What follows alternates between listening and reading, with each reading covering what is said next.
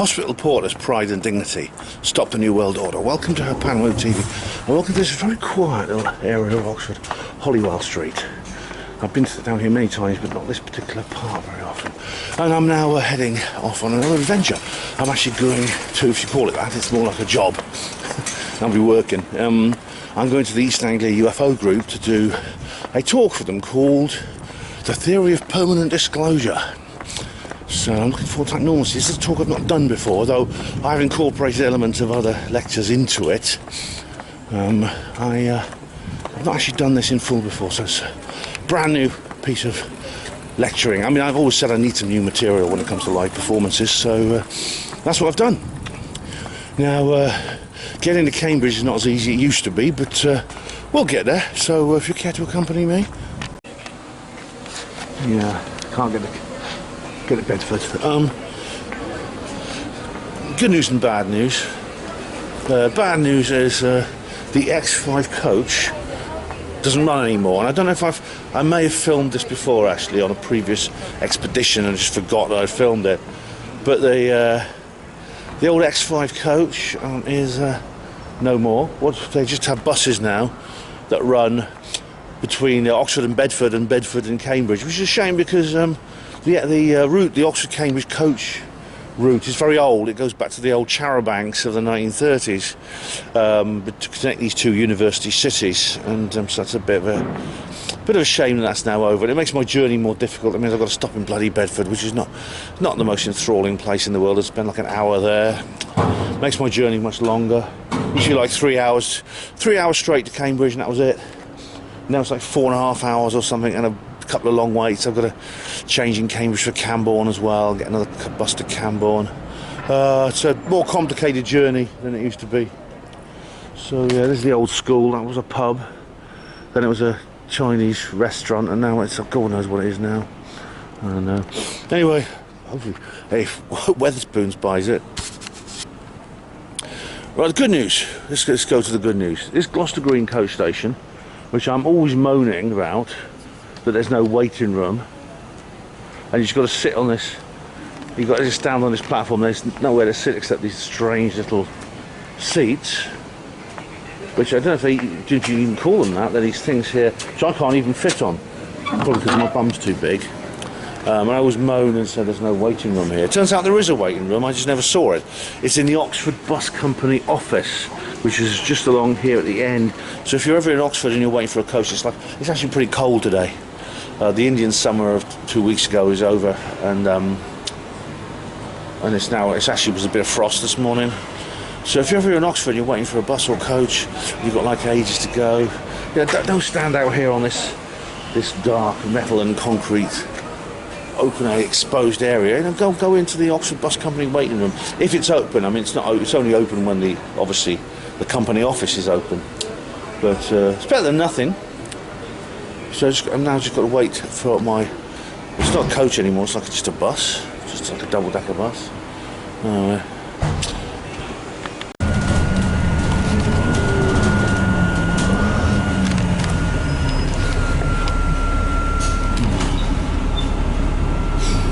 I've got some FTs to while away the journey, so give me an opportunity to catch up on those, I think.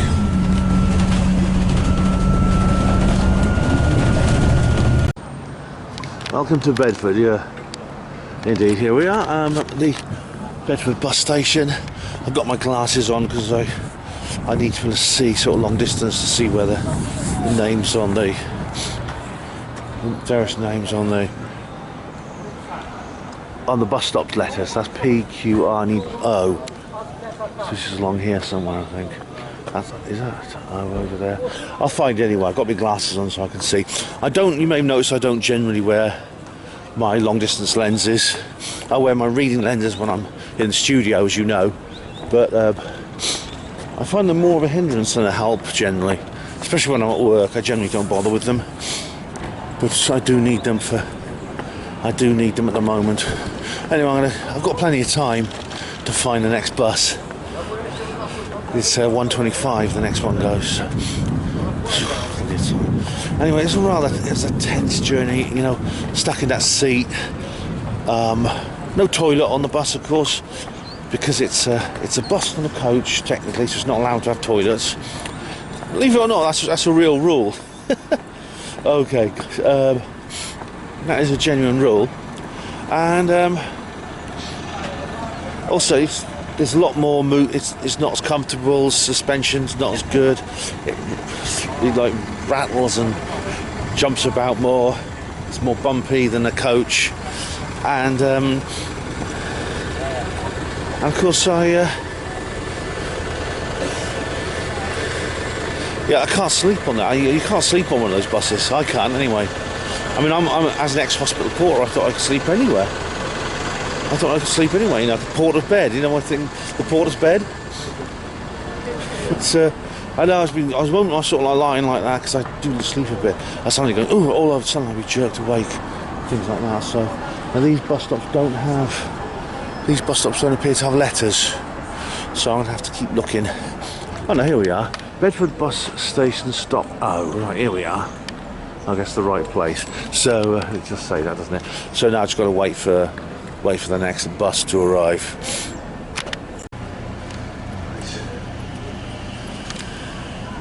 There's this. This is worth knowing, actually.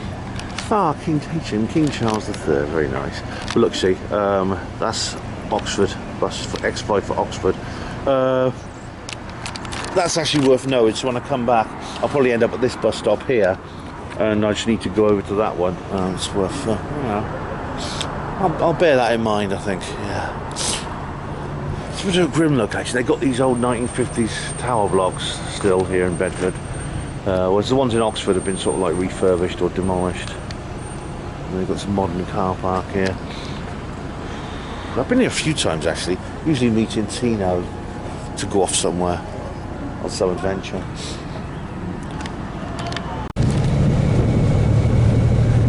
Okay, I'm on the bus now to Cambridge, and it's not stopping at Cambourne, which is weird because Cambourne's kind of on the way. But it's going to go straight through to Cambridge. I was going to change and get another bus for Cambourne, but my hosts have agreed to pick me up from central Cambridge. You know, it's like apparently the traffic is really bad. This bus is just like the others. Now, I said there's one advantage: it's really cheap.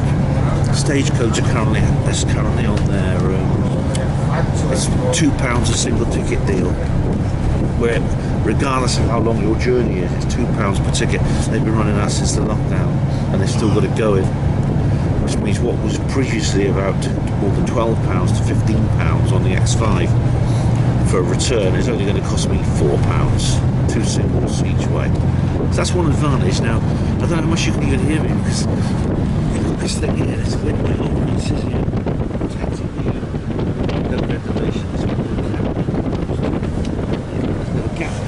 there's a gap with air coming in. And I tell you what though, it's really windy. It's not warm today, look, I showed you what, it's actually not warm. So I've got my hoodie up right now, I'm sort of wrapped up warm. That's a disadvantage. Anyway, I'm on my way, we'll be there soon. Okay, I'm off the bus now in Cambridge. Maybe it's best not actually to heed internet timetables too much, because the bus actually missed the turning. It was where it was supposed to drop me off.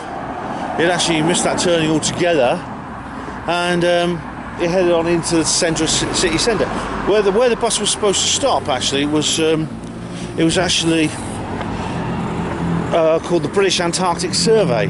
There's a park and ride. There's a car park. I think it's where the X5 used to stop, and I was going to get off there. I was looking forward to that actually, because I was thinking I might have time to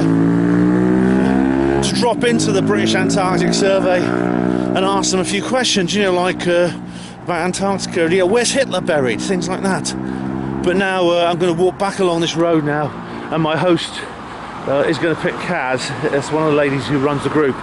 She's going to pick me up. She's waiting for me in a park and ride car park, thinking I was getting off the coach, getting off the bus, and I've got to walk back now, so it's a bit annoying, but never mind. She's going to come meet me. And here is the venue. I'm here at last. I made it after all that. The White Hart Hotel in Newmarket.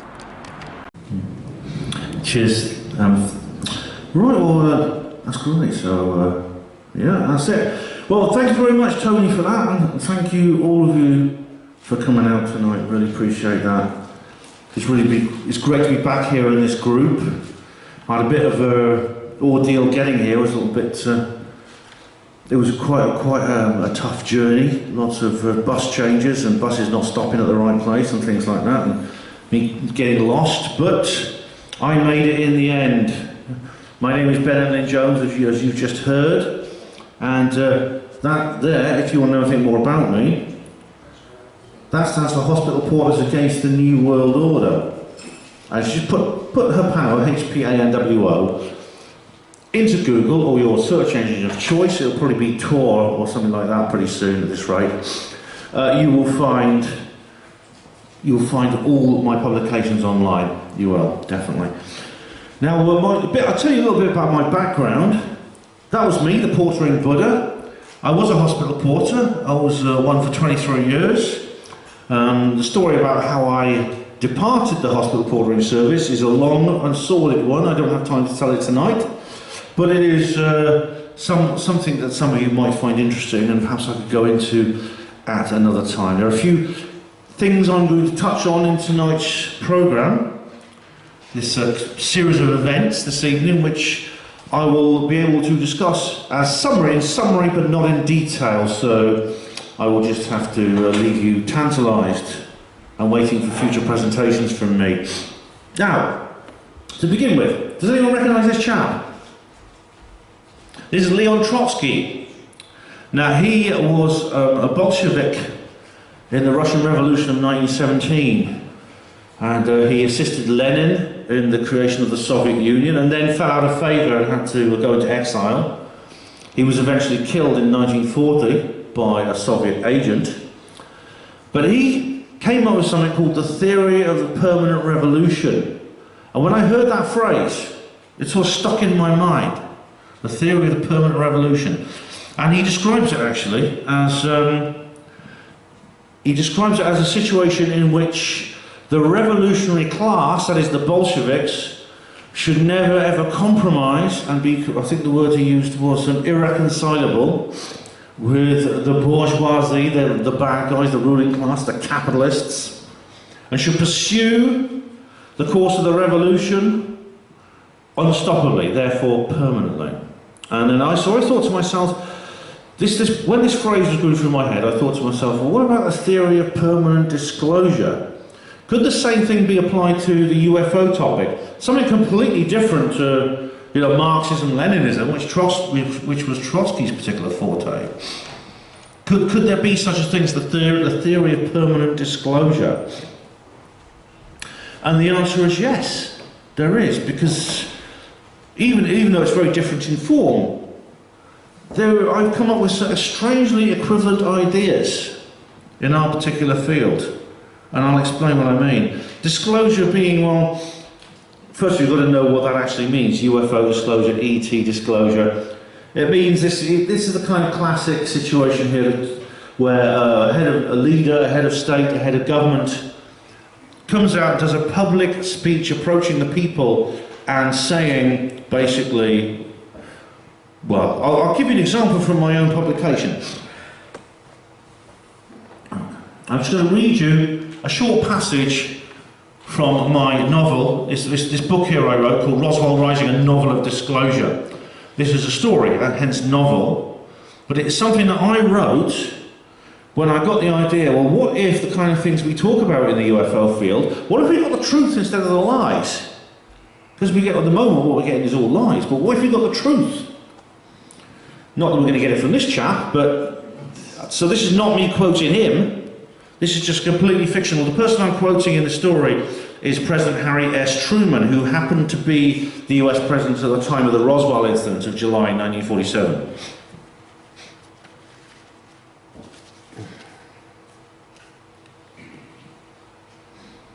Harry Truman looked into the TV camera lens. He licked his lips and grinned briefly with his small teeth. His large brown eyes were magnified slightly by his spectacles. His hair was meagre and styled. "My fellow Americans," he began in his Midwestern accent, "no doubt you are aware of the recent news stories of the past few weeks regarding flying saucers and speculation about what they might or might not be. He paused and looked down, fiddling with his papers in front of him. I have spent long hours in consultation with key members of our defence and intelligence services over this matter, along with the Secretary of Defence, the Chairman of the Joint Chiefs of Staff, and a number of experts in the scientific community. I'm now in a position to inform you, the American people, that there is now overwhelming evidence that the United States of America and the world at large beyond our borders is being interacted with by an intelligence that is not human and does not originate on planet Earth.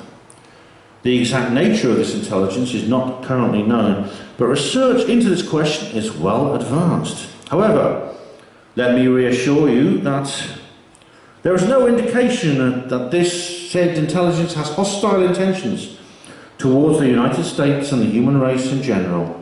The aforementioned interaction has been ongoing for many decades and no harm has been done to us so far. If anything, I will comment that it appears we are under neutral, detached observance by this intelligence.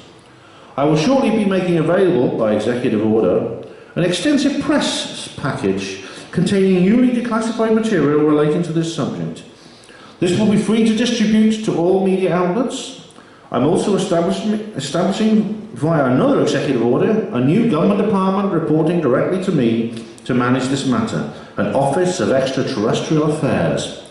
I'm well aware that the inherent nature of my announcement this evening is worrying and frightening. I understand your feelings, but also I have a duty to maintain an environment of calm debate. Therefore, I have instructed the Secretary of the Treasury to order the closure of all stock markets until further notice. I've also instructed all state governors that the National Guard will be available to any of them who feel that they require its assistance to maintain law and order. The President paused and cleared his throat. He took a sip of water from his glass. I believe that a similar announcement to the one I'm given now is also being delivered in most of the countries of the world simultaneously or within the next few hours due to differences in time zones. I shall now give way to a separate broadcast in the White House press briefing room where the Secretary of Defense, the Secretary of the Treasury and other officials will discuss in the various details of what I have just outlined. We are safe. Our nation is safe. We will move into this new era together. I believe we all have a right to know and a need to know. May God bless us and protect us. That basically is the disclosure speech, sort of classic, typical thing that a head of government or a head of state might say. I've adapted that slightly because when I was writing the book, I modelled the dialogue of all the characters on contemporary films of the era. It's possible in this day and age a head of state or government would not say something like that. They would use different terminology. That was what would have happened if the President of the United States had been honest with the American people at the time of the Roswell incident. This classic news article that came out, RAAF, Roswell Army Air Force captures flying saucer on a ranch in the Roswell region. No details of the flying disc are revealed. It's pretty unequivocal, isn't it? I mean, it's not like they're not... I'm going to give you some examples of more recent news stories that say basically the same thing in a far more oblique manner. But this is like, well, it's a flying disc. But literally, just a few hours later, a new press release came out which resulted in this the following day. General Ramey empties Roswell saucer. The main character in my story is actually the person who wrote those two articles. Which you might find interesting. So that was it. It was revealed, it was all revealed, quote unquote, exposed as a weather balloon. And you always, funny enough, whenever these sort of stories come out about how something, you see a UFO or some alien crash or something is actually not aliens, very, very different language is used. For example, whenever someone says reports a UFO encounter or an abduction and they say they believe it is extraterrestrial, you hear words like claimed, speculated. They claim they've been abducted by aliens. They have reported they've been abducted by aliens. But when these things do not have an ET explanation, supposedly, you get words like, it's been proved these things are not aliens. It's been revealed they are weather balloons. And you'll see that again and again all over the UFO field, and indeed all throughout the media when it comes to subjects like this. What exactly are we talking about? So in 1947, were we visited for the first time by creatures from other worlds? No, we weren't. This idea, the modern UFO era, that is, the modern UFO era basically being started by the Kenneth Arnold sighting a few days before Roswell, literally, it's a complete misnomer that the UFOs actually began at that moment. They go back much further.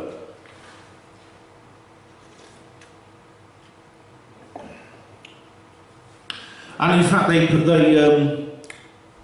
I'll give you some examples in this here. They predate the era of modern photography. This is the Madonna with the baby St. John by, I can't remember, it's the Italian guy who it's attributed to this painting. But you can see that this was from the 15th century. You can see very clearly there is something over her left shoulder. You can see more clearly, it seems to be some kind of bowl-shaped object with some structures on top, and it's glowing. You see lines coming off it. And there's a man there staring up at it, shielding his eyes from the glare or from the sun, and a little dog looking up as well. Very interesting, that, isn't it? But this is from this was actually painted on the wall of a church. You see, there's a building here, and above it there's this disc-shaped object. These things look like clouds. This was in a church in Sighisoara in Romania, in the Transylvania region, famous for its vampires, but also, it seems, its UFOs. Now, this was, it actually can be dated very precisely because there's an inscription under it in German, and Romania is actually, different areas of Romania have changed their languages over the years. They all speak Romanian now, but in the past some regions spoke Hungarian, and others even spoke German for a short time. So there's an inscription, you can't see it, but there's an inscription underneath in German which dates it very precisely sometime in the 13th century, a long time ago. But it goes back much further than that. These are rock paintings from Australia, about 4,000 years old. And you get these little creatures here, they're called wanginas, who are like rain spirits. But don't they look like the old greys? Look at the big eyes, small, vestigial facial features apart from the eyes, pallid skin. Very interesting, though, isn't it? And of course, when we come into the era of photography, we actually find strange artifacts like these, strange photographs of strange objects, that predate 1947 by decades. This is from 1935, I believe, in Frankfurt, Germany. You see the object there at the top. This is a photograph that's only recently been published, actually. It was in Dan Farkas's book, UFOs over Romania. And you can see clearly, this is the Seebase Church, the fake Lutheran church in Seebase. It's still there. But you see something hovering next to the spire, and it's that disc-shaped object. Yeah. So when you see Colonel Conrad and General Ramey holding up the remains of some tin foil and some balsa wood, what are they actually trying to cover up? What is it that has been around for so long and they don't want us to see it, which everyone can see, but they don't want us to know about? And believe it or not, Roswell was not the first Roswell. There have been others before and since, and I've discussed them at various events I've been to. I've spoken several times about them, including here, to this audience in previous times. This is at a place called Aztec, New Mexico. This actually happened a few months after Roswell, in March of 1948. But it was that the information was published long before the information on Roswell. There was a long gap between the incident happening and the first research being done when it comes to Roswell. It was actually 31 years. That time when, when Jesse met Stan, and the rest is history. But this is still a very famous. This is very similar to the Roswell case. Object comes down onto the Earth, secretly salvaged by the government, who then basically seal off the area so no one can go in. They get rid of the decisive forensic evidence, and then they put out a cover story, or they say nothing happened there. But if people get curious, they just come up with some kind of cover story, weather balloon or swamp gas or something else. But people don't forget. There's that amazing episode of the X-Files where there's that Amerindian sage who says, we don't trust history. History lies. We trust memory rather than history. And memory has served us in this case because some people have actually built a cairn on the location where this happened. It's actually, you can see it's in the shape of an alien's head. There's a plaque there as well now, as well. This is where it is. If you want to go and visit it, it's been timed very precisely. This is the town of Aztec, New Mexico, north of Roswell. You just go along these roads here, and you get to this location here, and that's exactly where it is. And of course, this has been supposedly debunked, but it's been, what's that phrase? Proven to be a hoax. Exposed as a hoax. Well, has it? The information was published by someone called Frank Scully in a book called Behind the Flying Saucers. It was second-hand information, to be fair. He basically spoke to a group of scientists. He gave them a pseudonym as just one name. And he put the information out in a book about exactly what had happened. But when people actually go and research the location, you go to this location, you do find some strange things. For some reason, a new road was built, linking this location to the existing roads. Also, there's what looks like a concrete slab, very old, dates back to about the time this would have happened, which appears to be the basis of a crane. So someone erected a crane in this region. You've got to ask yourself why. What we're dealing with here is actually a very complicated system. There's not just one truth embargo, to quote Stephen Bassett. There's not just one, there are three. It's a kind of infernal triangle with ourselves, the people, the extraterrestrials themselves, and the government. Along all three sides of this infernal triangle there is secrecy, and there is cover-up, there is suppression, there is distortion, disinformation, attempt to mislead and to obfuscate and to prevent information getting out. There's the relationship between the government and the extraterrestrials, the relationship between the government and the people, and the relationship between the extraterrestrials and the people. Now, I don't have time to explore or describe all three sides of this triangle because it's too complicated. Each side of this triangle really requires an entire presentation with all the complexity that the one I'm going to give you. The one I'm focusing on, the one has always been my particular forte, is the bottom. That between the government and the people. But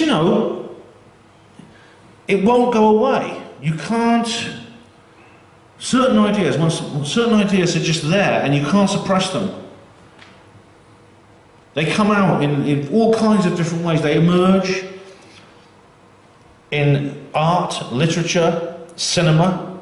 This one, Close Encounters of the Third Kind, very, very famous UFO-themed film. And indeed, if you actually just Google films with a UFO theme, and you'll find that it's one of the most popular themes in all of science fiction.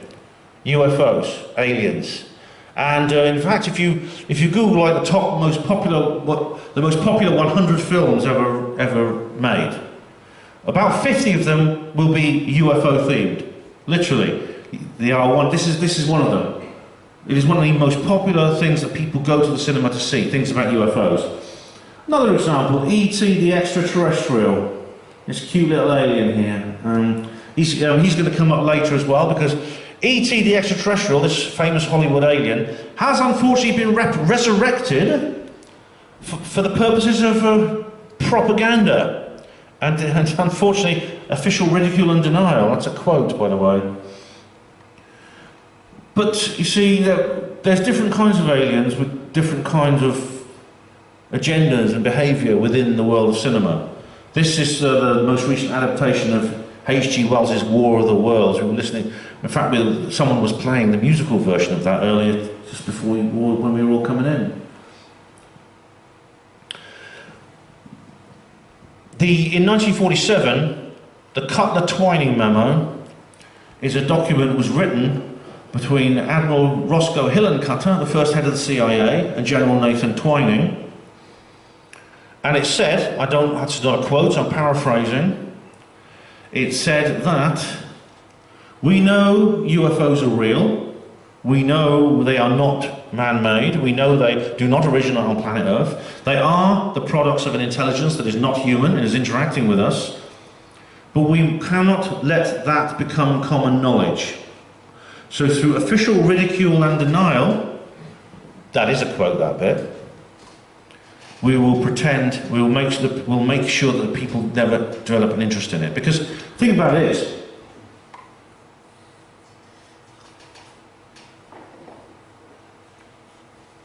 you can't suppress what's up in the sky. It's like astronomy, you can't have cover-ups in astronomy. It's like this is the one truly democratic science. And indeed, what we're dealing with here is things that can be seen every single day flying through our skies. Somewhere, right now, somebody's having an experience involving an encounter with a UFO. They're that common. So what do you do? What do you do if you want to suppress information about something that cannot be hidden, that is in plain sight and cannot be secreted away out of sight? What you do is you treat it with official ridicule and denial. You just say, well, what you're seeing is not real and it's stupid that you think it is. The result is, unfortunately, that most people will therefore either convince themselves falsely that they haven't seen what's right in front of their eyes, or they will just not tell anyone at all because, well, if it's something to be ridiculed and denied, you don't want to be ridiculed, do you? You don't want to be made a laughing stock, you don't want people poking fun at you. So they just keep what they saw to themselves. This policy of official ridicule and denial lasted for 70 years and 5 months. How can I time it that precisely?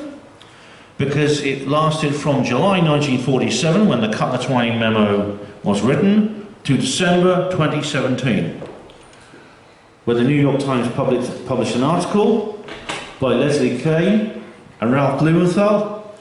Right, and this 70-year, 5-month method came to an end.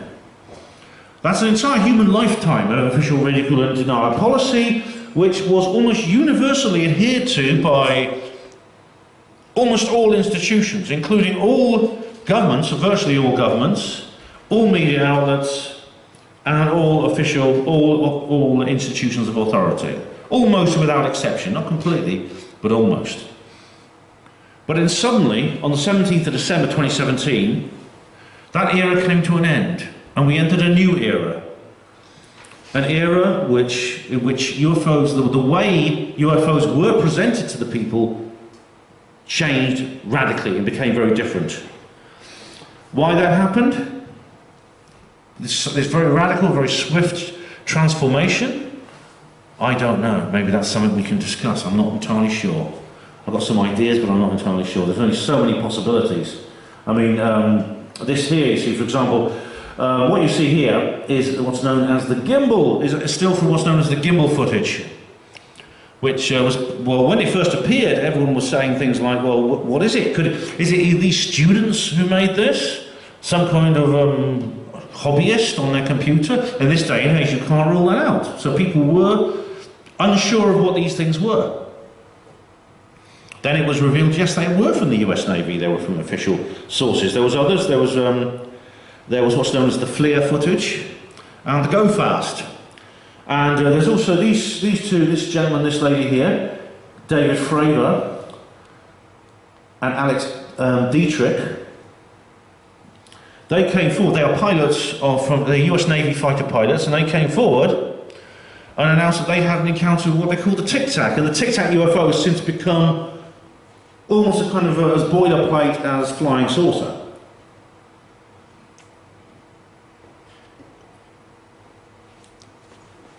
What they report is absolutely remarkable, and they do so from their own experience of knowing what's in the sky. I mean, if fighter pilots don't know what they're looking at, then we're in trouble. Would you want to be in an airliner that got mistaken for something else? So this is them being interviewed here, which is, and they've since spoken to other people as well. There's been a lot more discussion with that. And this eventually culminated last year in a congressional hearing where these two gentlemen, Scott Bray and Ronald Moultrie. Scott Bray is the chief of, I believe, can't remember his title. Moultrie is the Undersecretary for Defense and Intelligence in the United States Department of Defense. They were grilled by a panel of people from the House of Representatives, and it was very interesting and revealing, but not as interesting and revealing as what has come since. And what's really weird is, at the very same time that this was all going on in one country, the United States of America, on the other side of the Atlantic, in Scotland, something else happened, which is supposedly unconnected, yet could it be, in this idea of the theory of permanent disclosure, could it actually be part of something theatrical, which is an ongoing process? How many of you seen this image here? It's quite famous, isn't it? Now this is not a photograph. A lot of people think it is. It's actually not a photograph. It's a facsimile. It's a reproduction of a lost photograph, one that just vanished off the face of the earth. What happened was at a place called Pitlochry in Scotland, two staff members from a hotel, a chef and the assistant chef, decided to go for a walk in a local beauty spot on the edge of the Cairngorm National Park called Calvine. It's a lovely location, actually. They wanted to take in the view. Rumour has it they were also poaching. They were trying to grab a few pheasants for the pot in the hotel, which is one of the reasons, I think, why they've been a bit cagey since then. But what happened was they wanted to enjoy the official story is they wanted to enjoy the fine scenery, like I say, get some fresh air, check out the views and things like that. But the view they got was one they really had never expected. They describe seeing a diamond-shaped, lozenge-shaped object like this flying across the landscape, accompanied by a Harrier jump jet. And there's some speculation about what was going on. This is not an interceptor aircraft, it's a sort of land strike aircraft. Was it escorting something rather than intercepting it? Was it escorting a secret experimental spy plane or something similar? But we'll never know, will we? Because, well, if the photograph's lost, there's nothing we can do, unfortunately, and the witnesses can't be traced. But then the photograph reappeared. This is the actual photo. This is the photograph on which that is based. If this had been published originally, there'd be no need for the facsimile. And you see here, it's actually quite a good likeness. Actually, this artist's impression is actually quite accurate. The diamond shaped with the structures on it. There's a structure at one side like that. You just make it out here, and there is the aircraft there next to it. These are trees above, barbed wire fence below. The two gentlemen from the hotel basically this happened in August of 1990, quite a long time ago. They basically got out their camera and started taking photographs. They took 6 photographs before they disappeared into the bushes to hide. Some reports say that this object then ascended, was noiseless, didn't make any sound, and it ascended vertically into the sky, which would make it even more interesting. Although that can't be confirmed right now, because unfortunately the witness, even though we know his name, he can't be traced. He has quite a common name, so it's difficult. But even so, he can't be traced. To give us credit, Dr. David Clarke has been very good on this. Clarke, who is a well-known debunker and dismisser of many UFO cases has actually been he's been very, very rational, and he's been very open-minded about this particular case. And he has private reason to believe it, because he has actually been interviewed. He has actually interviewed somebody from the Ministry of Defence who has told him a story about this, and he believes it, saying this was actually an American aircraft. There were a few problems with that story, but I don't have time to go into them this evening. Maybe we could discuss it in the Q&A if anyone's curious. How did this photograph suddenly reappear? Well, it's extraordinary. It didn't, it wasn't some dead drop underneath a dustbin. It wasn't found in an abandoned photocopier in a junkyard. It wasn't put onto the internet by Julian Assange. It was in the possession all along of this chap, Craig Lindsay. Craig Lindsay was the RAF press officer in 1990 for Scotland, and he was the one who had to deal with this incident when it was reported to the police and the newspapers. He immediately went and confiscated the film, including all the prints that had been made, and he handed them over to the government, but he forgot one.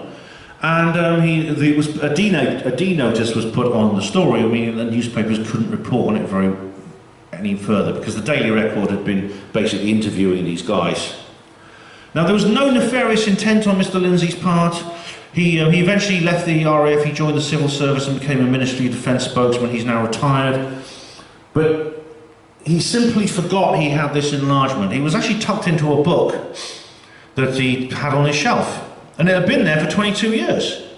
Just tucked into this book. Yeah, it was literally just shoved in there. What, 32 years. It had just been lying there waiting for the day when it would be discovered. But it happened to come to light at the same time as all this was going on. Is that a coincidence? Or is it the theory of permanent disclosure? And then we move forward a few months. We move forward to February of this year, because that all happened last year. Now, who remembers the Chinese balloon? Yeah, you couldn't, this was in all the newspapers. A balloon, a very large balloon from China was spotted flying over the continental United States. It had underneath it all this equipment here. It was solar powered. It had limited, it's more like an airship than a balloon actually, because it had limited propulsion. And it was flying over the United States. Now, it wasn't an immediate threat to air traffic, because it was at 60,000 feet, which is much higher than commercial jets fly at. Yet, it's what they suspect, what the Americans suspected, probably correctly, is that this is an electronic espionage device. It's an intelligence gathering platform, and the Chinese had flown it over the United States deliberately to see what they could pick up in terms of secret transmissions from nuclear test facilities, NORAD, etc., the CIA. And when the Chinese government were confronted by this, they said, no, it's not that, it's just gone off course by mistake. And guess what? It's a weather balloon. It's a weather balloon. Why do they keep using the same debunking cover stories every single time? It's a weather balloon. It's a weather balloon. Yes, it's a weather balloon. I know you saw a spaceship land on the White House lawn and little green men get out, but it was a weather balloon. Either that or it was Joe Biden's mobility scooter. And so what happened was this balloon was allowed to fly all over the United States, because they didn't want to. I mean, the Americans legally could bring it down because it's an invasion of their territory, the first in quite a long time actually, and they didn't want to bring it down, but they were scared that it might fall on top of someone and do damage, maybe even kill somebody. So they let it fly all over the United States until it eventually reached the coast of South Carolina, when they popped it. They sent a plane up with a missile with a fragmentation warhead and blew the envelope to pieces so that the object fell straight down. They wanted to come down very quickly when it was over the sea. The reason was course, they didn't want to hurt anyone, but they wanted it to come down only just off the coast. They didn't want it drifting out over deeper water because they wanted to salvage it, and indeed they did. There's some more video footage and some more stills of boats going out there, divers going down, and then bringing it up in a net, bringing pieces of this thing up in a net. It's no doubt been taken to the technical data section at the Wright-Patterson Air Force Base and other similar locations where foreign material is actually studied, including things that are more exotic in my view even than this. So that was really remarkable. We had a balloon flying over, but then everyone thought, well, that's the end of it, but then something else happened. This is Alaska. This is the Beaufort Sea, just off the coast, the northern coast of Alaska, where there's the Prudhoe Bay oil field. There's lots of drilling sites for oil. It's very important, that, actually. And in February, it's frozen over, so it's just like completely covered in ice. You could even walk on it quite safely. And what happened was, the American government announced that there'd been another shoot down of another object, but this time they didn't call it a balloon. They called it an object.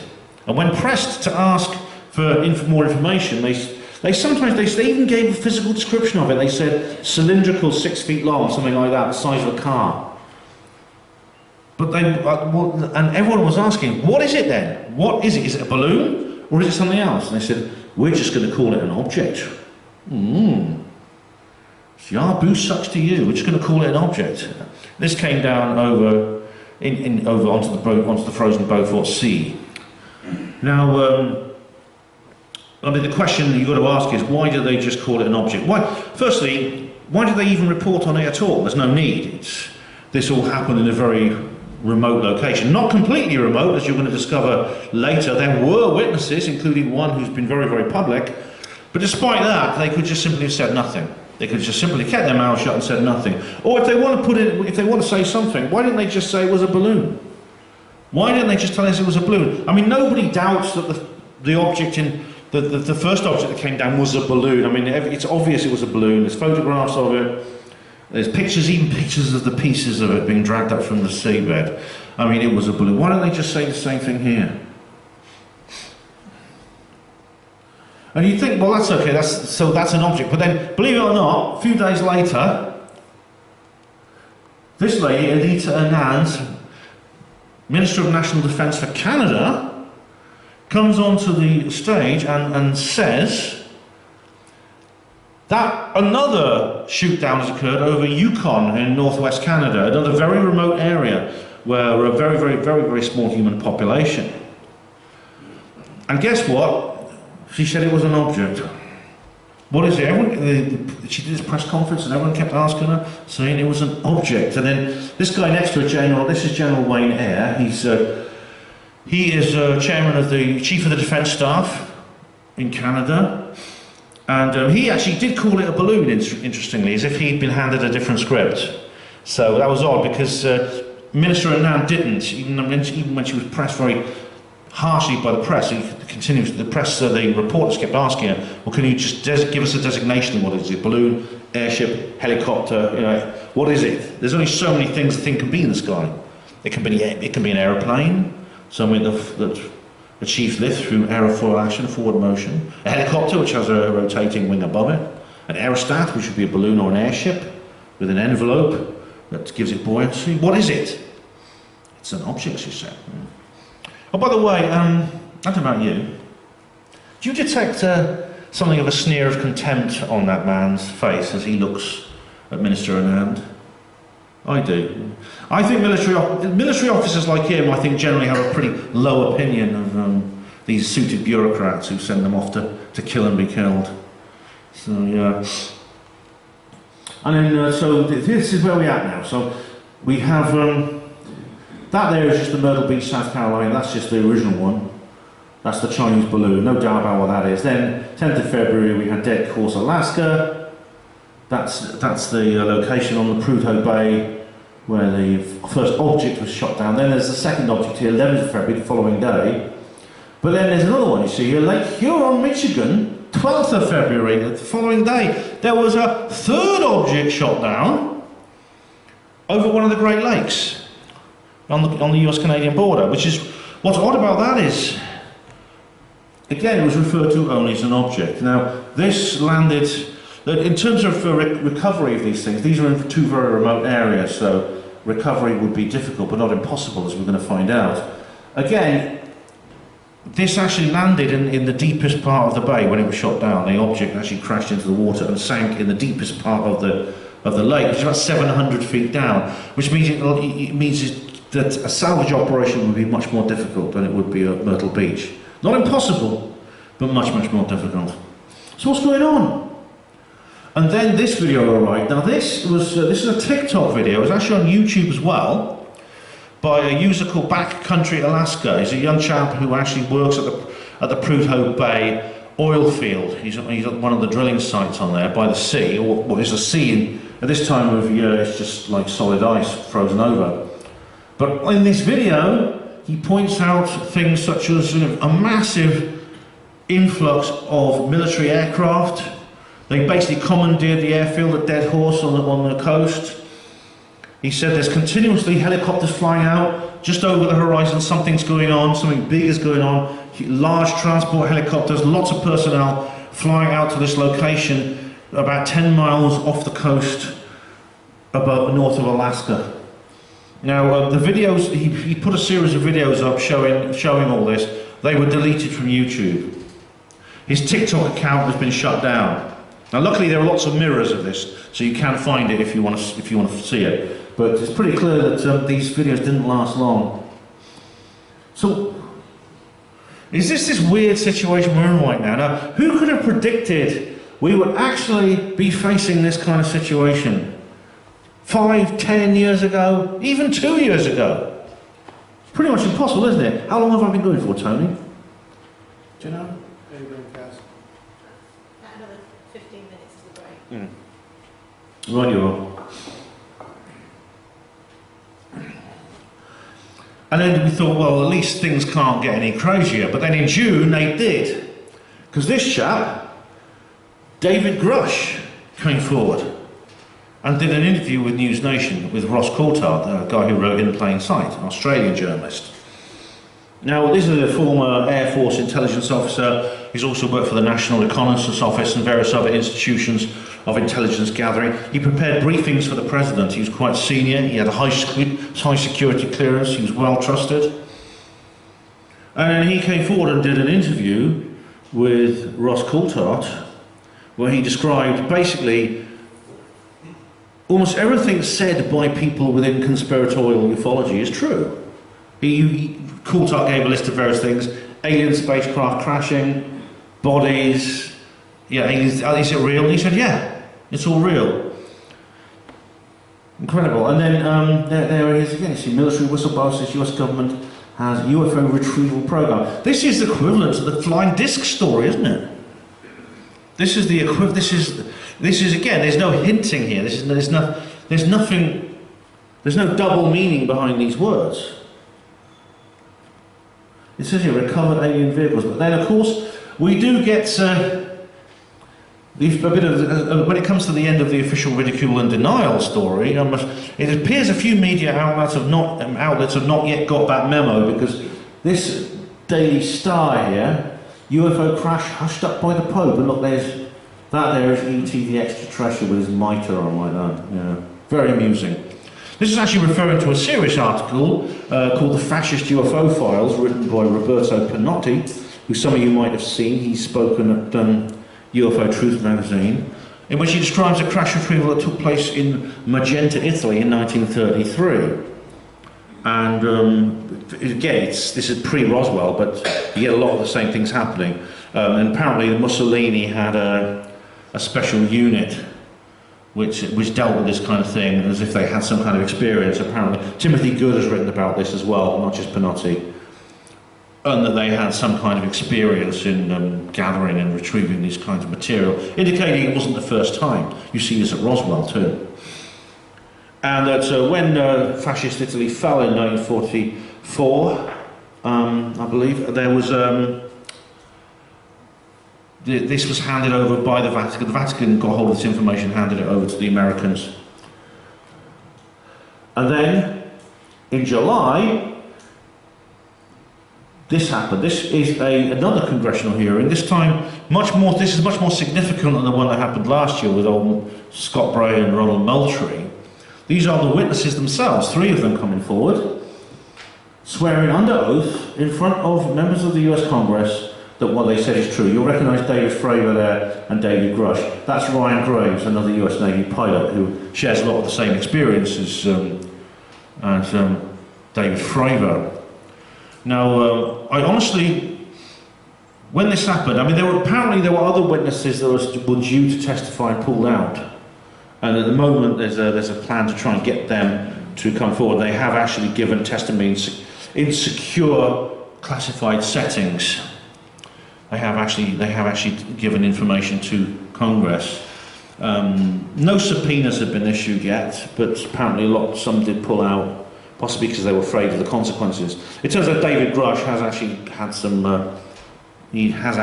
fallout from this in terms of media digging up dirt on him and things like that. Apparently dirt. I mean, just saying horrible things about him, actually, personal things about his mental health and things like that, publicising it, which is a pretty despicable thing to do in my view.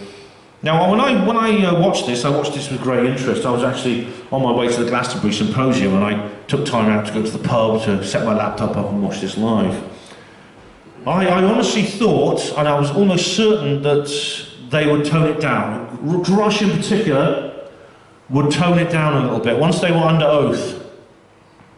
Once they were under oath, that he would not say exactly what he did to Ross Coulthard, because going on to a TV interview for News Nation and saying about UFOs and crash retrievals and bodies of aliens is one thing.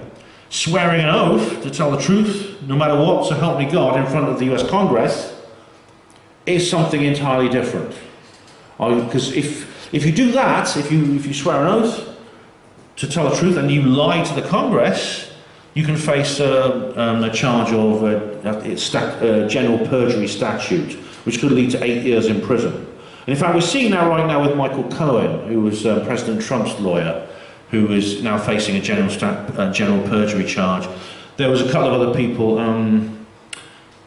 Nixon's Secretary of State actually was jailed for committing general perjury. It's a very serious matter. If you're gonna swear an oath to Congress and then lie, you'll be in big trouble. So I thought that Grush would tone it down a bit. He may say some of the basic things like, yes, we captured some objects, but we didn't know what they were. And we think they are foreign or exotic of some kind. But no, he repeated basically the same story. Bodies, stuff like that. So what I believe is that there is at least one part of the establishment now is no longer cooperating with the truth embargo. And I believe this has been going on for quite a long time. I believe, I don't believe, but I hope this is the case. That this faction has now become powerful enough that they allow that things such as the release of the 2017 New York Times article can happen, that the testimony of Fravor and the others is permitted, and the testimony of Grush is permitted. We know that. I mean, we know, for instance, that David Grush's what he has released has been cleared by at least one government institute that the Department of Pre-Publication Security Review has approved what David Grush is talking about. So is this a push for willing disclosure? And if so, could this actually be a process, something that is happening in a controlled, scheduled way, almost as if there's something theatrical going on here? We're being presented with curtain calls, actors exiting and entering. Why? In order to allow the full disclosure to happen. There's a difference between confirmation and disclosure, which I'm going to go into later, to happen. And to happen in a way which will not have any of the adverse effects that some of the government thinks they are going to have. So are we going to see this? Uncle Joe coming out on stage, coming out in the press briefing room and saying, oh yes, I'm here to tell you today that aliens are real and UFOs are real, and well, we've known about it for a while, but we didn't tell you, and we just didn't, and oh, I can't remember my next bit. Where's my script? Kamala, help me. Are we going to see that? Or what about Roland Rat? What's he going? Is he really going to? Is he going to do this disclosure speech? I was watching the news program earlier today with this guy, and I looked at him. I looked at his just style of speech and his mannerisms and the way he obviously thinks in this robotic way, and I thought, nah. But you know, it's possible that he could come out and say, yes, ladies and gentlemen, yes, we're here to tell you today that we are being interacted with by a non-human intelligence. We have known about it for a very long time, and we didn't tell you, but we did it all for your benefit. All for your benefit. We were only thinking of you, you understand. Well, all right, we weren't, but we'll make it up to you by bringing back school milk or something like that. So is that... Are we seriously going to see that? That's an interesting question, because if this is the culmination of this theatrical process, does the theory of permanent disclosure inevitably lead to this kind of scenario? I don't know. Because there is a difference between confirmation and disclosure. Now, I don't know how many of you watched these. This is Ross Coulthart, the guy who did the interview with Grush. David Grush. That's Bryce Zabel, who wrote ADR to Disclose with Richard Dolan. They do a regular YouTube channel. How many of you watch it? Yeah, I do too. I really love it. It's really great. Bryce Zabel said, he's sort of gone back on things he said before. The idea you can't have a little bit of disclosure. You either have the truth embargo or you have full disclosure. He says, no, there could be such a thing as confirmation. Confirmation is different from disclosure because it means they just tell you that aliens exist, but then they leave it there. And if they did that, could the rest of the secrecy involving this subject be maintained after that? And maybe that's something I'll discuss in a minute, because I think we need to... Is it time to take a break, Kaz? Yeah. It is. All right, well, thank you very much, ladies and gentlemen. We'll be back very shortly. Thank you. There we are, going again. There you go, fella. Thanks, Tony. Much appreciated. Oh, it's good to be back again. I hope you had a nice break. Congratulations to everyone who won one of those amazing raffle prizes. Definitely indeed. The guys who got the signatures, the signatures with the programs, could be worth a bit of money in a few years. Now you see. One fully filled out went on eBay recently, £180. Good grief, that's amazing, isn't it? Isn't that incredible? Yeah. As could my own book as well, in a few years. I'll tell you say more about that at the end. But anyway, yeah, Ross Coulthart, Bryce Zabel. Interesting chaps. Don't agree with everything they say, but I don't think there's a single person I do. Confirmation or disclosure, that's the difference between confirmation, just to recap, is simply a government person saying aliens are real. Disclosure is saying aliens are real and here's all the information we have about them. Every last bit.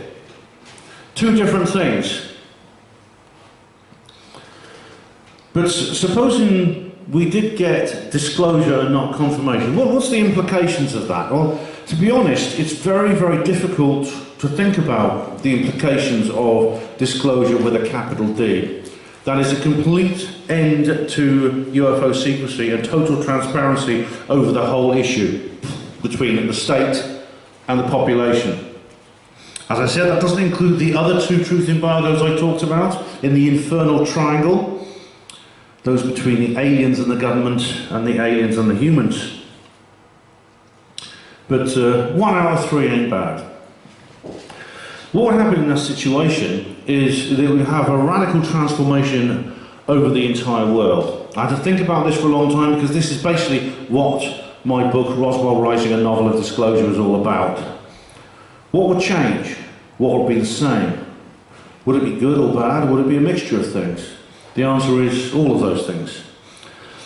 But supposing Disclosure of the capital D included the secret science which has been used by the government at the exclusion of the population for many, many decades, which I believe is true. I was talking about with someone about that in the break, where it involved, for example, aircraft which have propulsion systems and forms of lift and energy generation power plants that run by a very, very different type of energy to what we're used to. Because let's face it, if the ETs are coming from Zeta Reticuli, wherever it is they come from, and they're flying here, whether it's through wormholes or whether it's through normal space, and it takes a long time, whatever it is, they're not doing it on Texaco 4-star. They're doing it on something very, very different indeed. I believe possibly zero-point energy, anti-gravity, etc. Andrew Johnson, who I believe who's spoken here before, he may be speaking here again in the future, he covers this subject in great detail on checktheevidence.com, his website. If we, for example, suppose this would mean basically what I'm getting down to, imagine you could have energy in unlimited quantities, completely free, or at very low cost indeed, and did no damage at all to the environment or to your surroundings. It's almost impossible to grasp the effects that would have. It means you could put a box in your house the size of a football that could provide all the heating and electricity and other things you need for your house. It means you could drive your car without refueling it, things like that. It would mean an end to pollution and environmental damage. It would mean that you could enjoy the countryside without the risk of it being destroyed. Free energy could take some of the poorest people on Earth and lift them to a level or a standard of living that they've never ever enjoyed before, because you would eliminate famine if you could find a way, for example, to produce endless water for irrigation in hot, dry desert climates. You could desalinate seawater. Now, it is possible to desalinate seawater. We know that already. There's very simple processes, osmosis, etc., for doing that. However, it costs money. You need energy to do it in large quantities. And then when you've done it, to pump it inland to where it's needed, which could be in the centre of a continent, for example, in the heart of Asia, South America, or Africa. But if you could do that for no money, you could basically have farms in the middle of the desert which would produce endless amounts of food for people and all the drinking water they needed.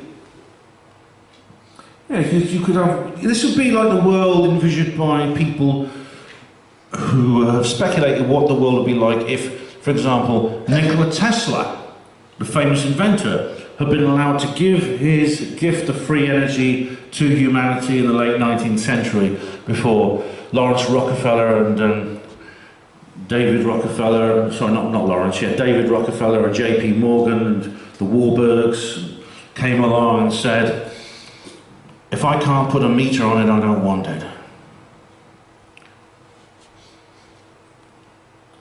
Now, who would object to that, eh? Surely everyone would be behind it, wouldn't they?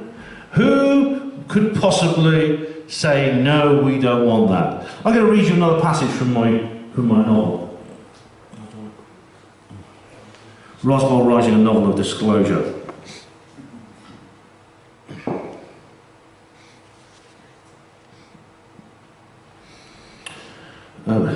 But come on, Gerald, when are we going to see this free energy technology released for public development? Never. What, Gerald? Listen to me, Klein. This technology can never be declassified. The public are never going to have access to it. Why not? Why not? Well, why don't I turn that question on its head and ask you, why should they? How can we tell them? Easily. We just announce it, easily. Easily, right. So you plan to knock on the door of the chairman of Royal Dutch Shell and say, good morning, I've just come to tell you your services are no longer required. Just like that. Clay nodded. And what's he going to say then? All right, no problem, you still need oil to make candles, that's a good idea. Shell candles. They're pretty colours, they smell nice, they won't stain your wallpaper. There'll be a smart dollar on that. Caxton's face became annoyed and exasperated in its sarcasm, as if he were explaining something very obvious that Klein was foolish not to consider. You don't get it, do you, Klein? Oil is not the biggest industry in the world. It is industry. It is the lifeblood and the lubricant of civilization. If you take that away, what happens? The world order as we know it will descend into chaos. The West will fall into mediocrity. India and China will dominate the globe with their huge populations and vast resources. Energy needs to be rationed and distributed strategically in order to maintain a stable human world. And that is the facts of life. If you don't want this, boy, if you're the kind of person who doesn't want this sort of thing brought out.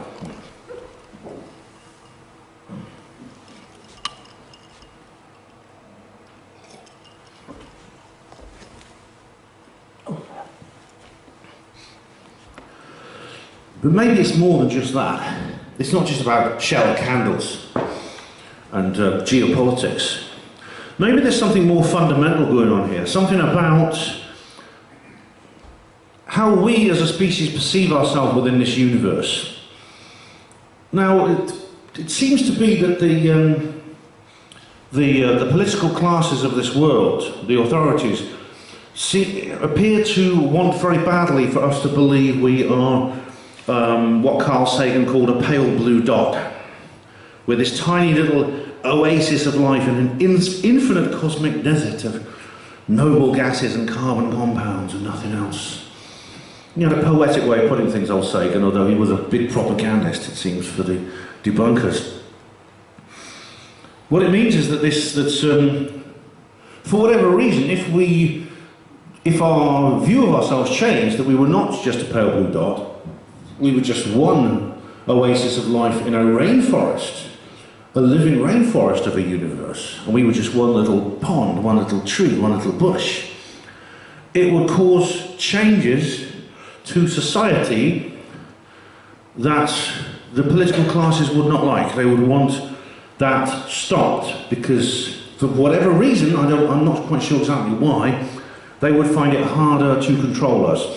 I think that the authorities in this world, the elite, I think they're what you might call neo-folks. They don't like change. They're frightened of change. They like things to be the same. They like the status quo. They like things ticking along normally in a way which they can predict. This may have something to do with the reptilian mind, as David Icke calls it. I don't know. I can't really go into details about that this evening. So when this image appeared in 1976, when the Viking probe went to Mars, and someone said, "My goodness me, doesn't that look like a face there?" This was immediately ridiculed and denied.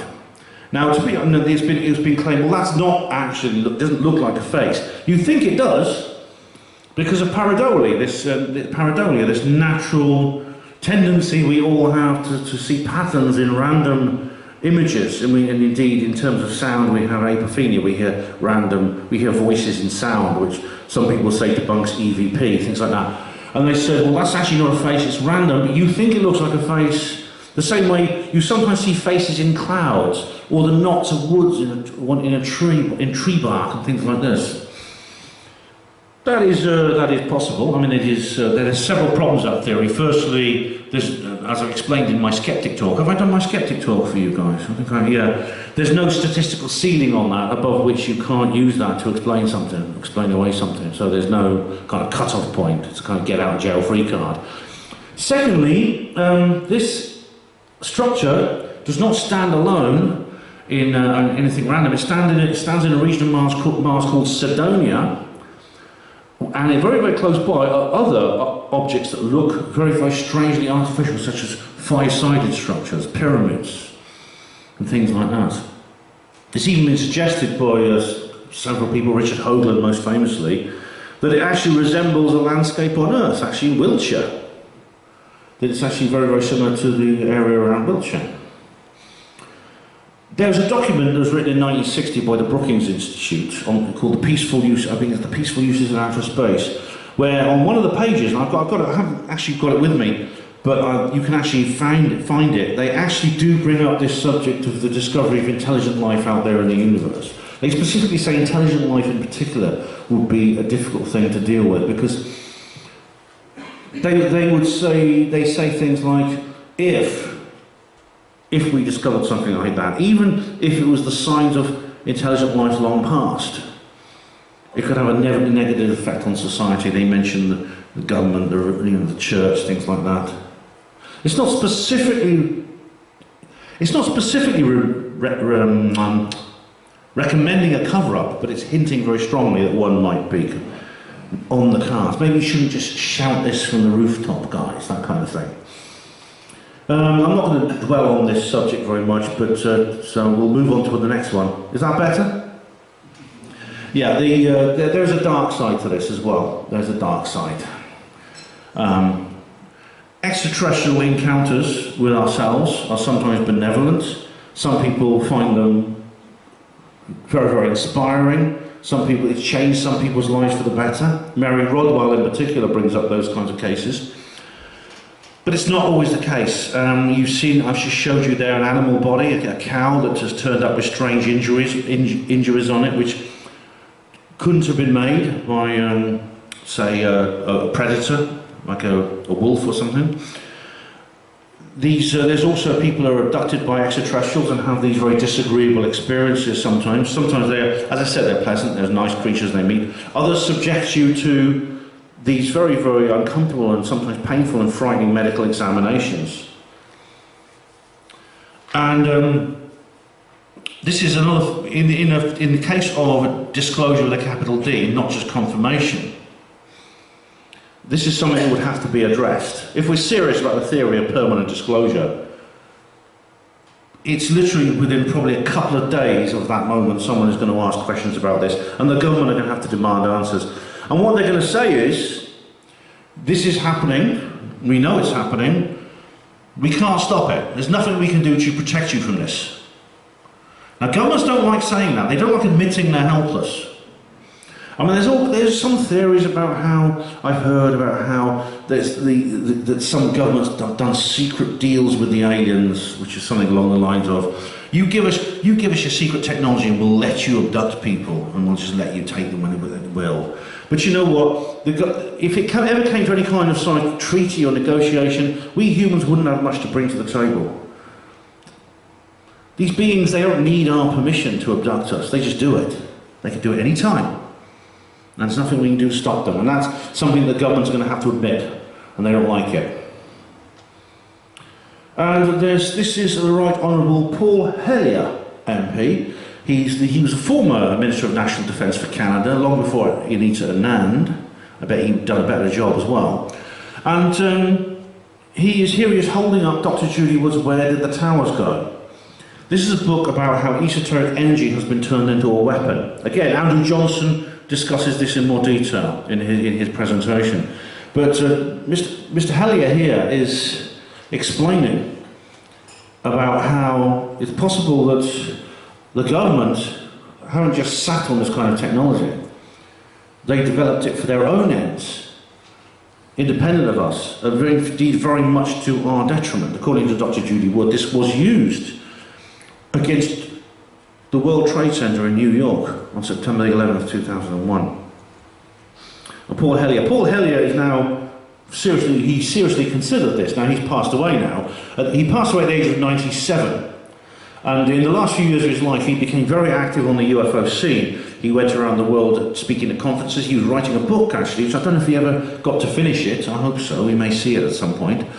But Paul Hellyer is he's actually the most senior statesman in the Canadian government at the time. He was the longest sitting member of the King's Council, which is the highest chamber in the Canadian government. Yet when he died at the age of 97, there were no obituaries published at all in the mainstream Canadian media for this man. None. The only obituaries And the only epitaphs this man got in the media was from the alternative media and from the ufological media. I wonder why that was. It's very strange. And this is, he was completely eliminated from history, from mainstream history when he passed away. I think that's unfair, and it's also baffling. So, I think whether we got confirmation or disclosure, what will our response be to this? Will we be like these South Parkers here? Grab your torch and pitchforks and come after the government? Are they scared that we might actually react like this? In other words, we will riot, because they will be extremely angry about what they've kept from us. It's not just the secret they've kept. It's not just the secret they've kept. It's the fact they kept it from us for so long. It's the fact they could have told us at any time. And as I've explained earlier, it could have prevented a lot of the problems the world is suffering right now in terms of poverty, environmental destruction, war. We've been fighting wars for oil.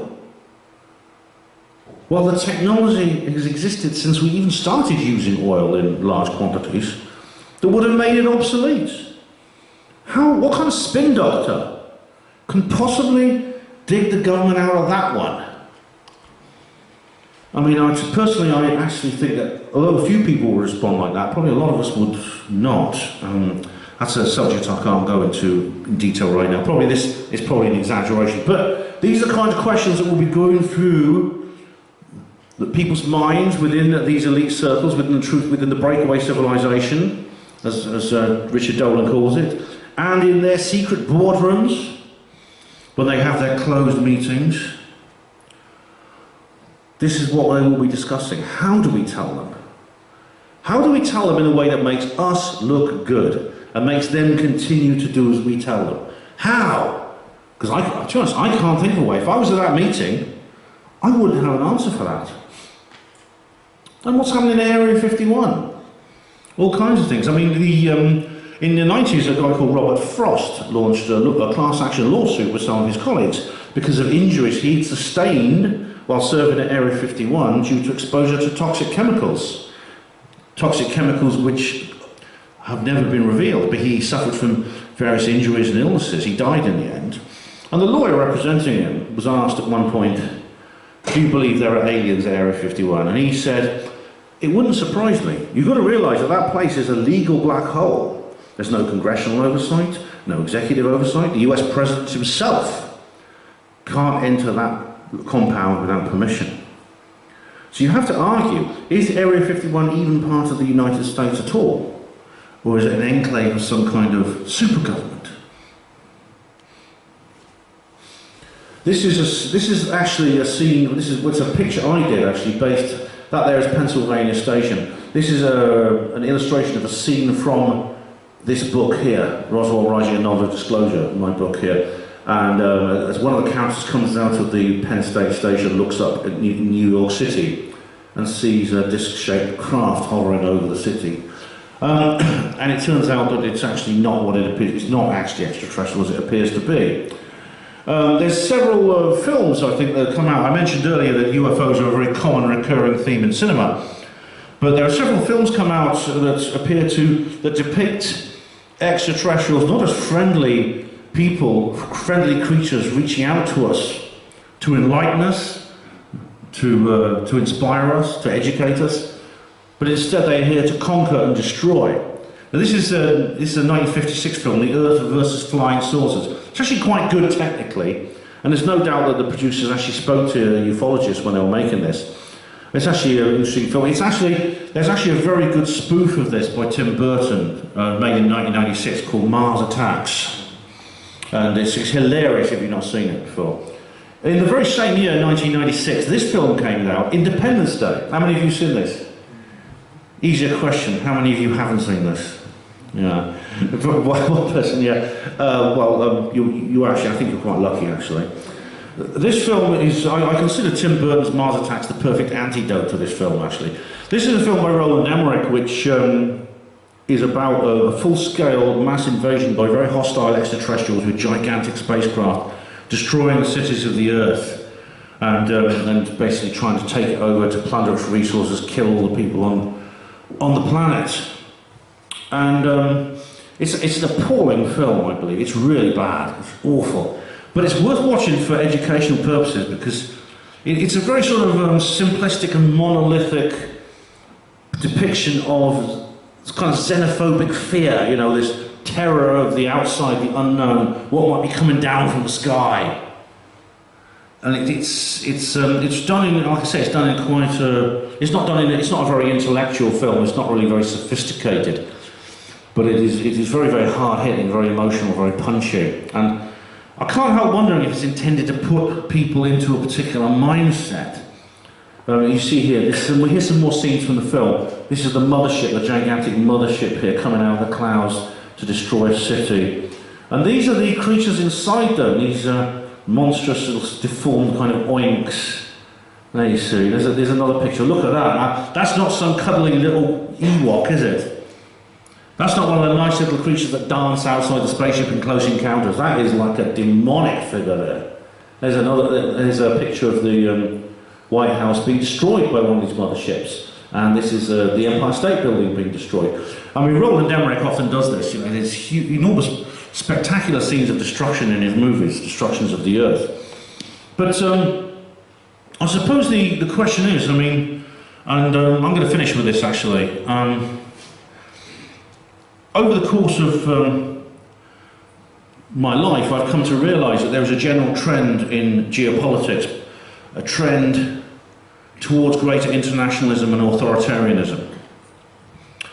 And that various things happen in the world that appear to be orchestrated to advance that agenda. And indeed, sometimes things happen randomly which the people who want that agenda take advantage of in an opportunistic way to exploit it, like a natural disaster or something. And we've seen a lot of things happening recently don't appear to have worked. I think there's many signs that the power of this elite, this deep state that wants this new world order is waning. A lot of things have happened that haven't gone their way. And they've taken some very extreme measures, I think, to try and push us back into that kind of world. We have things, when they're now trying to control, for example, where we go within our cities. They have, in Oxford we have now, Oxford is planning to be the world's first 15-minute city. So that involves very tight control of transport and things like that. And this plan is to roll this out everywhere. Now, if the methods for creating this all-powerful one-world government have not actually worked, what would they do if they were desperate? What would this elite cabal of power brokers do if they were basically going for a double or quit situation and they were willing to roll the dice and take risks? Would they, for example, if the extraterrestrials are not as bad as they're made out to be, would they stage something like this to make it look as if there are really bad ETs that are doing this? With all the technology they have in terms of the ability to control the media, images, fill people's heads with things, the spacecraft and the aircraft they can build that could be made to look like extraterrestrial beings, and extraterrestrially built spacecraft could carry out attacks like this and make it look like the aliens were doing it. Would they do it if they were desperate? Why wouldn't they? It's immoral. We can't do things like that. Really? I can just see it now. I mean, there's a scene in Independence Day which is very interesting. I mean, I wanted to try and get a little still of it or a clip. I can't find this anywhere online. I'm certainly not going to rent the damn film just to get a screenshot of this one clip. You see two jet aircraft taking off from an airbase in the desert. I mean, nearly all the film is set in the United States. It's centered on the United States. But there's a couple of scenes which make it clear this is an international situation when the whole world is being attacked by aliens. Two jet aircraft on the runway taking off with flags on their tail fins. One is an Israeli flag and the other is Iraqi. Iraq and Israel, two sworn enemies, flying together, taking off, forgetting their differences and uniting to defeat the alien threat. Ronald Reagan, US President, made an address to the United Nations where he said, "Sometimes I think how quickly our worldly differences would fall aside if we were faced with a threat from beyond this earth." What about that? What about if we were apparently faced with a threat as bad as this from beyond the earth? One which was all-powerful, appeared all-powerful and ready to destroy us all. What would we do? What would we do when the government came to us and said, people of the world, the time has come for us to gather under one banner, the banner of humanity, as we defend this planet from these extraterrestrials who want to destroy us. Therefore, I am declaring an international state of emergency. All civil liberties will be suspended. All national governments will be disbanded, and their power will be absorbed into the temporary emergency world government, the war government, to defend the earth in this alien battle. We don't want to do these things, but they are necessary. They are necessary to protect us from this threat from above. And once we have achieved this, once we have removed this threat, and the earth is safe again from this intergalactic menace, I swear to you as your leader that the power that we have taken from the people, we will return to the people. Honest Gov. And I mean, there's many, many people that I know people within ufology, within conspiratorial ufology and exopolitics who say, well, that may not be definitely going to happen, but let's just assume it's going to happen. Let's go with the paradigm of prevention. You know, we've got nothing to lose if we're wrong. So let's just assume that that is what is planned. Let's assume that everything that David Fravor and David Grush has said is just a part of this, plan to soften the humans up for when the fake nasty aliens appear. Let's just pretend, let's just assume that's happening, and if we're wrong, we haven't lost anything. But yes, we have though, you see. If we're wrong about that, then we have. This is why, in the absence of all the facts and all certainty, we have to speculate. And in speculating, we have to walk a narrow tightrope between excessive cynicism and obsessive naivety. Because if we're wrong, obviously there are bad consequences. But the bad consequences, if we're wrong about the fake alien invasion, are that if this is a push for willing disclosure, and at least one faction of the government is being straight with us, that is an opportunity we can't afford to miss. So we can only move forward now with a certain level of caution, a necessary level of caution, but also we need to leave at least one door open to the possibility that this is the end of the true end of the truth embargo, and we can actually have confirmation with a C, and then disclosure with a capital D. And that what we're seeing right now, what we have been seeing over the last few years, is all designed to prepare us for that. Not as a deception, but as an education. And that, ladies and gentlemen, is the true meaning of the theory of permanent disclosure. Thank you very much.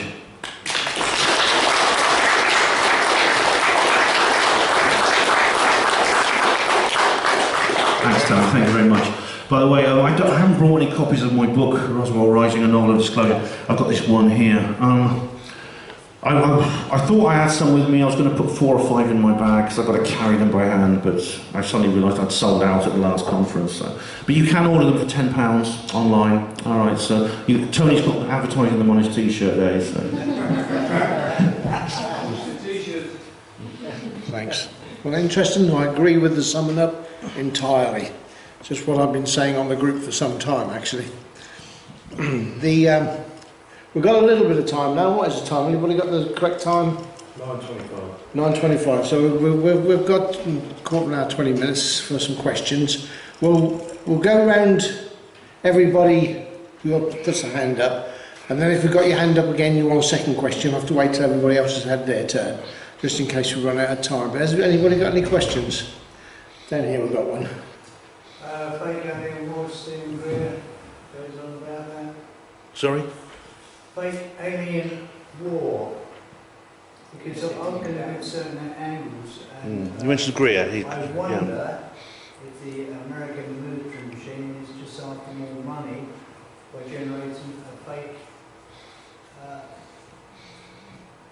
conflict. That's a possibility. Ready, do you want Mike? Oh no, I'm sure they would take any opportunity they could to take more taxpayer money from the American population. However, this seems a little elaborate for such a ruse. There's plenty of much more, I'd say, mundane situations that they could throw at us, fake and real, to justify that. But it can't be ruled out. I mean, I doubt if that's the entire story. If it's the case, it's just too elaborate. However, this is no doubt something they will exploit on an opportunistic basis. Certainly, yeah. What I find a bit odd is with this recent committee meetings and what have you, like you put on your screen tonight, everything's relatively recent, and yet there's bags and bags of evidence, if you go back in time, where all the evidence is still there, but they don't seem to be using them. I mean, like the Japanese airline, for example, and some really well-known cases that have got first-class proof there, and yet they don't seem to be using that yet. I don't know why. Any ideas why that would be? Well, Captain Teraheuchi, the pilot, I mean, he has spoken at various conferences and things like that. He spoke at Dr. Stephen Greer's. Well, he didn't speak at it. It was actually Callahan, the air traffic controller, who spoke at the Greer's Disclosure press conference in 2001. But yeah, I mean, really, what's been talked about in these conferences, especially the NASA ones, I think, just simply not the actual official press conferences and hearings, is mostly reinventing the wheel. I mean, there have been some exceptions. I mean, I think David Rush, for example, is a distinct exception. But this has been floating around for a long time, hasn't it? I mean, really, you could go back to the Condon Committee of 1968 and what they were talking about there, which is the previous example of these kinds of official hearings. And there's not a lot of difference between that and the one in 2022. So, yeah, it sometimes feels like this is going along at a snail's pace. What I wonder is, if they go back too far, the CIA, the FBI, our own intelligence, and no doubt others around the world, have done some pretty nasty things to people in the past. And I'm wondering if they dig all that up, then there's some people who could be going to prison, for example. Whereas if they keep it to more recent stuff, then it's all been out there, like the gimbal and all that. It's all been out there and everybody's used to it and what have you. But, well, it's an interesting subject. Is there any more questions?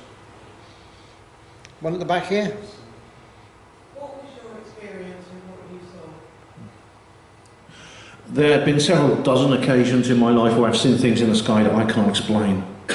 Now, some of these are things that I've seen at a distance which could be something else which may be identifiable if I was closer in ideal circumstances.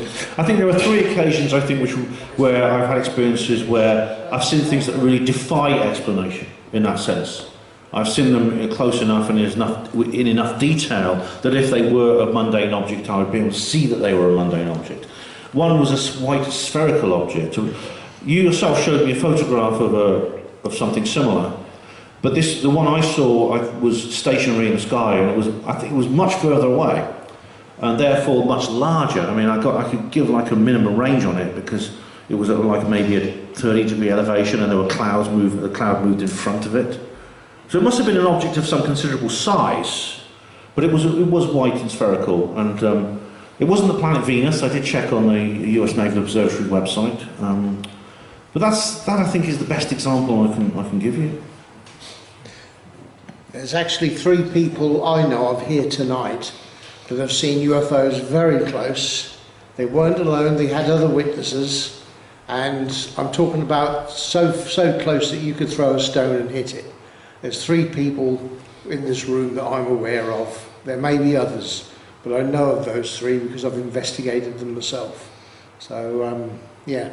Right, any more questions? Yeah, just over here. The 3 people who saw that, what they saw, did they have? They fabricated or one construction without fabrication? Would be a big difference from that? Just hold on. Fabricated would be man-made. Sorry, I can't hear what you're saying. Go ahead. 3 people in this room have seen UFOs close. If they saw that they were made from fabricated construction, rivets or seams or whatever, the likelihood is that they were man-made, but if they were all one piece small, Yeah.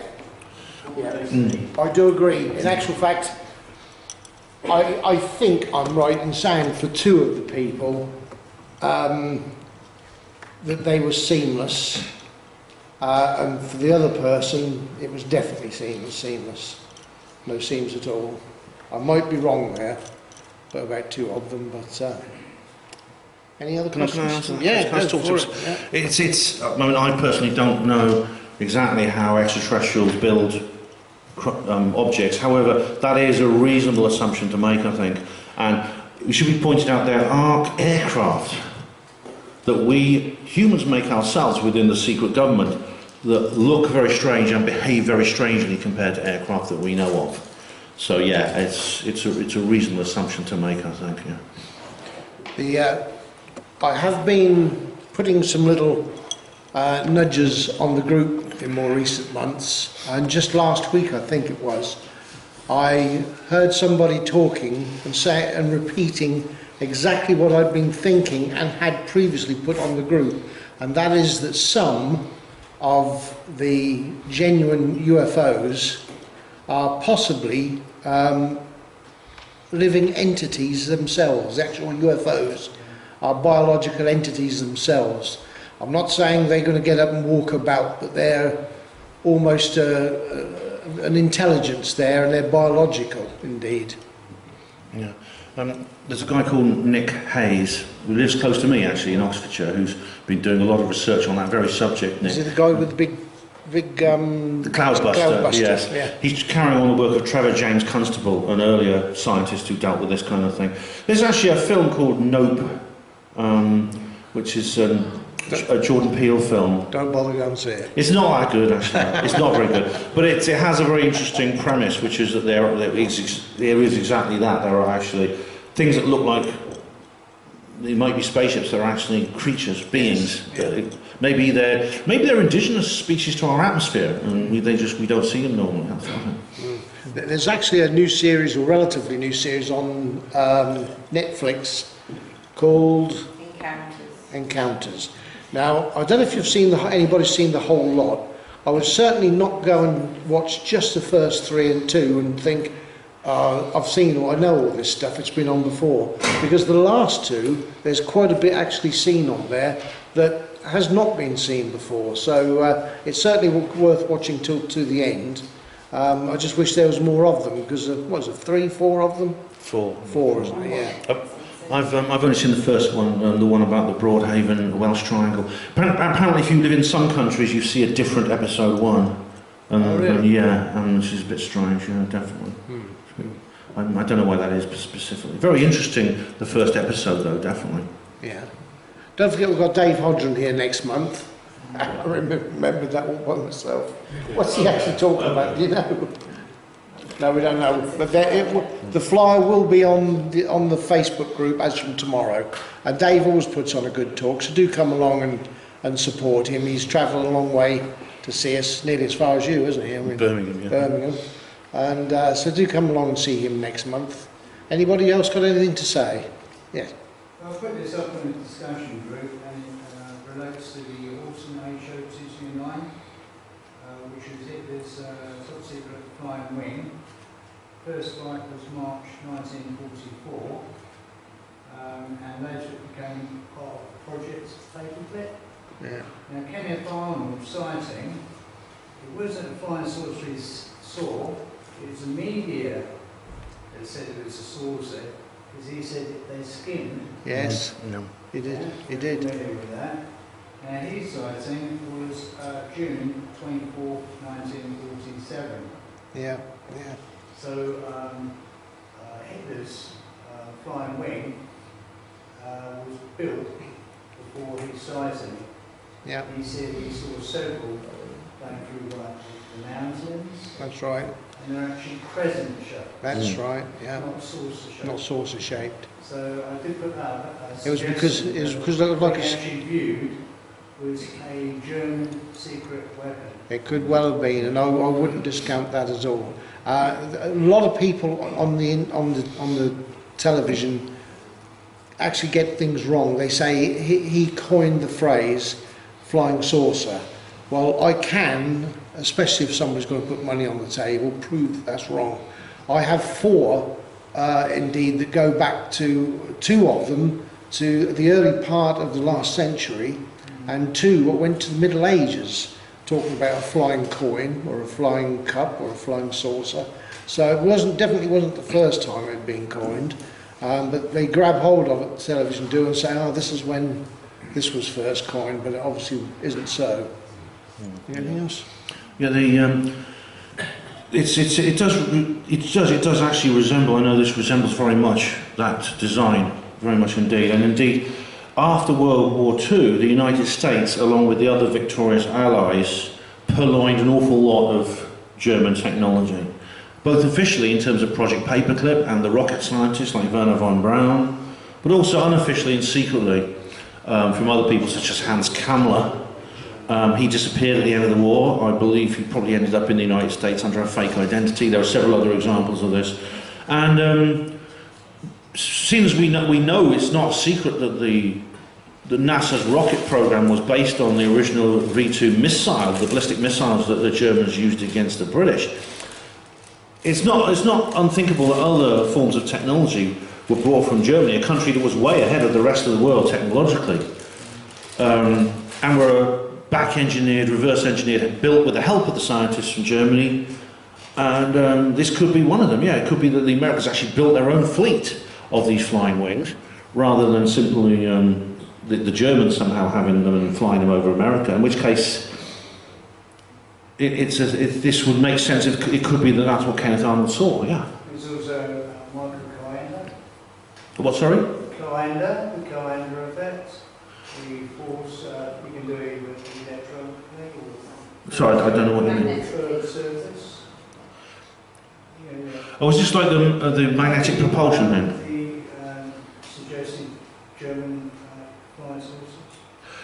All right. I don't have time to go into that right now, so I don't have all the information. I don't have time right now. But maybe Tony. Thanks. Maybe Tony. Quite a subject now, isn't it? Really? Yeah.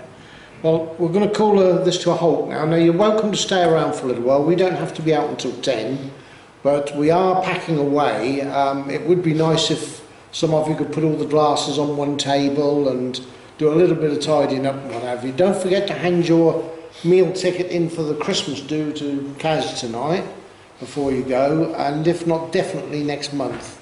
But you won't be here next month, will you? No. So we'll be down to Graham.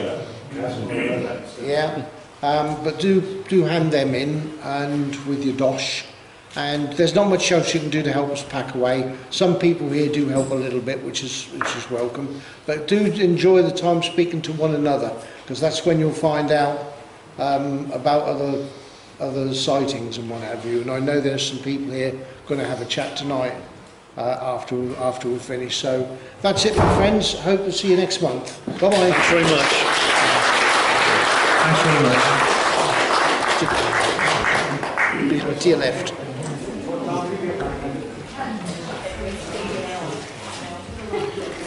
Sean, can you...